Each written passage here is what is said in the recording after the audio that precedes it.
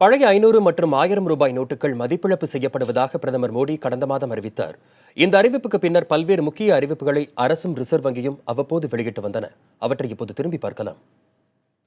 We have decided that the 500 rupee and 1000 rupee currency notes presently in use will no longer be legal tender from midnight to night, that is 8th November 2016. November 8ஆம் தேதி இரவு 8 மணிக்கு பிரதமர் நரேந்திர மோடி வெளியிட்ட இந்த அறிவிப்பிற்கு பிறகு நாடே திமிலோகப்பட்டது என்றால் அது மிகையல்ல. நவம்பர் 13ஆம் தேதி வங்கியில் பணமெடுக்கும் வரம்பு 4000 4500 ஏடிஎம்மில் 2000 2500 அதிகரிக்கப்பட்டது.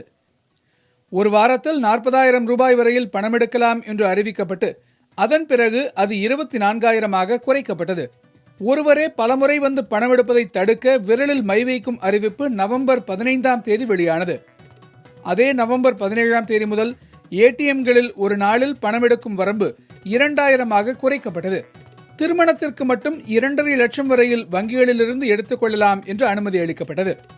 பழைய 500 மற்றும் 1000 ரூபாய் நோட்டுகளை வங்கிகளில் கொடுத்து புதியவற்றை வாங்கிக் கொள்வது நவம்பர் 24ஆம் தேதியோடு திடீரென்று முடிவிற்கு வந்தது.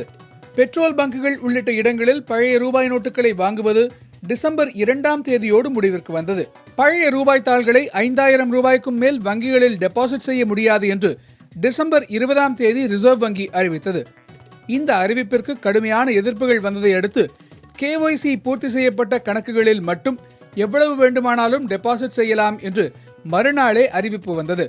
2017 மார்ச் 31ஆம் தேதிக்கும் மேல் பழைய 500 மற்றும் 1000 ரூபாய் நோட்டுகளை வைத்திருப்பவர்களுக்கு அபராதம் விதிக்கும் சட்டத்திருத்தத்திற்கு டிசம்பர் 28ஆம் தேதி ஒப்புதல் வழங்கப்பட்டது. சில பிரிவுகளில் சிறை தண்டனையும் இதற்கு உண்டு என்று அறிவிப்பானது. ஆனால் மறுநாளே சிறை தண்டனை இல்லை என்றும் 10,000 வரையில் மட்டுமே அபராதம் என்றும் அரசு விளக்கம் கொடுத்தது.